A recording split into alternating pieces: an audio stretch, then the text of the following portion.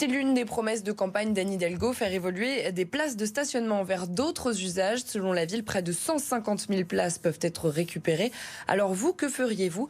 La mairie de Paris avait lancé une grande consultation l'automne dernier. La restitution se fera ce mercredi. En attendant, nous avons demandé à des experts en architecture urbaine si une place de parking peut vraiment être végétalisée.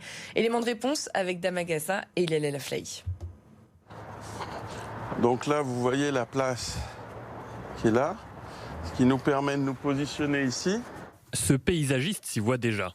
Les 10 mètres carrés de surface d'une place de stationnement offrent plusieurs options de végétalisation. On pourrait imaginer soit des parterres de fleurs et de chair ou de choses comme ça, ou soit carrément des potagers qui peuvent être gérés par quartier, par rue. Sur les plus de 620 000 places de stationnement résidentielles que compte la capitale, la ville de Paris souhaite en transformer près de 150 000 en végétalisant une partie d'entre elles. Il faut savoir que quand même ça apporte de l'oxygène, du CO2. Il faut savoir que certaines plantes peuvent enlever la pollution.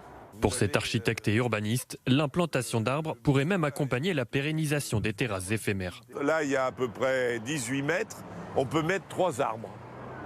Et la terrasse va protéger et va entretenir les arbres. Un réaménagement qui devra être étudié au cas par cas.